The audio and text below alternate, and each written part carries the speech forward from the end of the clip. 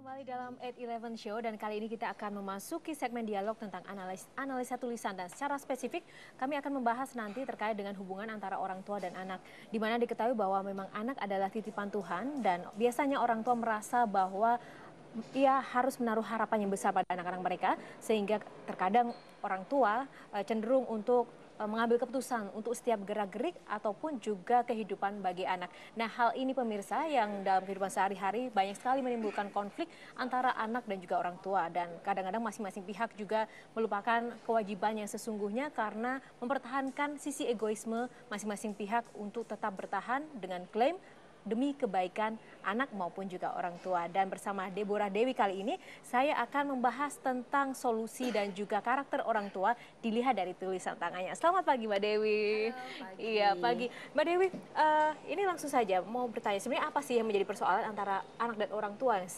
sampai dengan saat ini masih sering kali terjadi?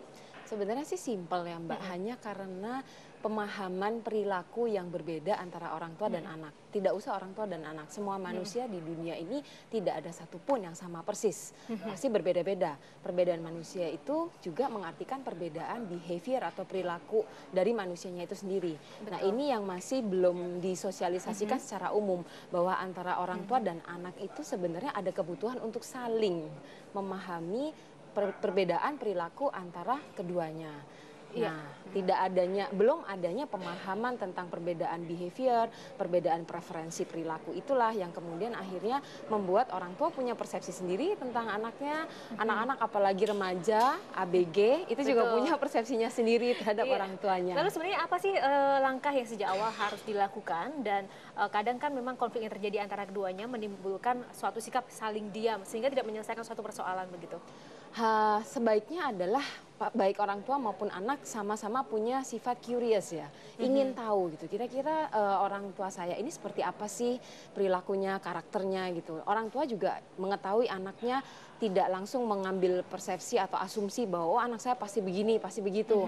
Ada banyak cara. Nah, salah satunya melalui ilmu grafologi atau ilmu analisa karakter manusia melalui medium tulisan tangan. Iya, Mbak Debo, kita langsung melihat nih ya salah satu contoh yang sudah dikirim dari salah satu pemirsa melalui email @11show dari Fajrin bersama ibunya, di mana Fajrin ini merupakan seorang anak yang sering bertengkar dengan sang ibu. Padahal dalam kehidupan sehari-hari Fajrin sudah berusaha untuk memperbaiki sikapnya, namun tetap saja salah di mata sang ibu. Dan mungkin Mbak Debo bisa melihat dari di plasma belakang, itu adalah yang paling atas adalah tulisan Ibu Fajrin. Ya. Di mana itu tulisannya sang ibu dan di bawahnya ada tulisan Fajrin. Apa yang bisa dilihat Mbak dari karakter tulisan kedua orang ini? Ada banyak, tapi secara singkat dan sederhananya penonton di rumah juga bisa melihat kalau ditarik garis lurus antara tulisan tangan ibu dan tulisan tangan anak itu ada perbedaan yang cukup mencolok. Kalau ditarik garis lurus horizontal, tulisan tangan ibu cenderung mendekati garis horizontal, sementara tulisan tangan anaknya menanjak. Artinya? Nah, salah satu makna dari penanda dalam tulisan tangan itu adalah bahwa bagaimana si ibu menyikapi persoalan hidup atau permasalahan atau situasi dan kondisi dalam hidupnya itu sangat berbeda dengan anak. Dan ini sangat wajar, mungkin ditunjang juga dengan usia. Kalau si ibunya lebih stabil, lebih balance, lebih ya udah realistis seperti ini. Sementara si anak ini masih memiliki ambisius yang menggebu-gebu. Tidak ada yang salah, baik dari responsi ibu maupun responsi anak. Hanya perlu dipahami bahwa kalau dalam tulisan tangan itu banyak faktor Mbak yang berperan untuk bisa dianalisa dan menghasilkan sebuah interpretasi. Di sini saya akan menganalisa dari sisi baseline dan kemiringan tulisan tangan. Jadi yang bisa dilakukan adalah pasti ini si anaknya punya ide atau punya keinginan melakukan sesuatu, dia sudah dengan segudang ambisiusnya bahwa ini pasti bisa, ini pasti berhasil. Itu tidak salah, hanya yang perlu dipahami adalah bagaimana manajemen risiko jika gagal misalnya. Nah, sementara dari pihak si ibu itu sudah lebih balance, lebih seimbang, dan beliau lebih mempersiapkan seandainya hal itu tidak terwujud bagaimana. Nah, mungkin yang terjadi situasinya si ibu ini tidak ingin anaknya kecewa kalau misalnya ekspektasinya tidak terpenuhi. Nah, saya tidak tahu bagaimana cara penyampaiannya, tapi si anak mungkin menangkapnya, kok saya begini nggak boleh, kok saya begitu nggak boleh. Kesannya punya ambisi, punya keinginan yang besar, tidak mendapat support system yang sama. Iya, ini kan dilihat dari dua tulisan di sini karakternya memang tidak terlalu miring dua-duanya, Mbak. Jadi memang seperti apa sih jika tulisan itu miring sekali atau mungkin lurus atau bagaimana? Karakternya yang bisa dilihat dari miring atau tidaknya tulisan itu apa sih? Oke, kalau tadi kita berbicara tentang perbedaan karakter si Fajrin dengan ibunya, sekarang saya akan membahas tentang kesamaan. Nah, kesamaan karakter di antara keduanya adalah pola berpikir yang dua-duanya sebenarnya sangat berpegang pada fakta, logika, dan data.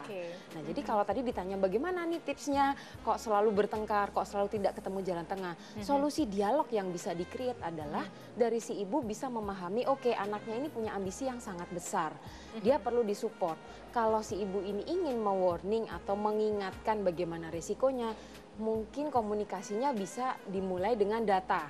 Misalnya, let's say anaknya ingin, oh saya yakin bisa mendaki puncak gunung, mendaki gunung Everest misalnya. Nah, ibunya kan ibunya ada sedikit worry, nanti kesehatan bagaimana. Bisa jadi komunikasinya adalah yang didesain mengiyakan ambisi anaknya, hanya menambah, memperlengkapi dengan kemampuan manajemen risiko yang sepadan. Jadi tidak perlu bertentangan, tidak perlu orang tuanya berubah, tidak perlu anaknya berubah. Jadilah seperti diri Anda apa adanya, hanya Anda berdua perlu mengembangkan diri dengan cara memperlengkapi kemampuan baru untuk bisa mengetahui preferensi perilaku masing-masing ini seperti apa. Dan cara komunikasi juga harus menjadi bagian terpenting ya dari untuk menyampaikan maksud dan tujuannya sebenarnya mungkin baik dari orang tua pastinya. Pasti, dan itu tidak bisa satu sisi, harus dua sisi. Dari pihak orang tua dan dari pihak anaknya, apalagi kalau remaja kan juga pas nih waktu-waktunya punya rasa ingin tahu yang sangat besar gitu ya. Nah, manfaatkan keinginan yang belajar yang sangat besar ini untuk memahami juga. Jadi it takes two to tango, Mbak. Oh, tango. Oke, kita ke penelpon. Maksudnya tulisan nih. Tulisan yang kedua yang tadi email ke @11 Show, di sini ada seorang ibu dan juga anaknya. Mbak, bisa dilihat apa perbedaan dari dua karakter ini? Ini tidak jauh banyak berbeda ya, malah cenderung banyak kemiripan di sini. Oh, mirip ya? Ya. Nah, kalau banyak kemiripan, kalau karakter yang pertama tadi ada perbedaan yang sifatnya sebenarnya bisa saling melengkapi satu sama lain. Kalau di sini justru banyak kemiripan. Nah, ini mungkin kalau tadi kan sudah ketahuan ya problemnya apa. Kalau yang kedua ini saya nggak tahu sebenarnya ada masalah apa antara si ibu ini butuh bantuan apa untuk bisa lebih memahami lagi karakter anaknya. Tapi kurang lebih antara ibu dan anak ini punya banyak kesamaan. Salah satunya adalah pola pikir investigatif. Oh, jadi cenderung atau mungkin tulisannya berliku-liku seperti itu, jadi kelihatan investigatif. Sebenarnya sih bisa ditunjukkan salah satunya dari bentuk huruf, cara pembuatan huruf M dan N. Kalau membuat huruf M, terbacanya seperti huruf W. Oh gitu. Kalau membuat huruf N, perhatikan kata di halo nama saya ibu anak. Nah, anak itu huruf N kalau dipisah bisa jadi seperti huruf U kan, Mbak. Antara huruf N atau huruf U itu sulit dibedakan. Terus ketika dia menulis anak pertama, huruf M-nya juga kalau M-nya dipisah itu antara M atau W ada kerancuan kan. Di bawah juga seperti itu anaknya. Baik.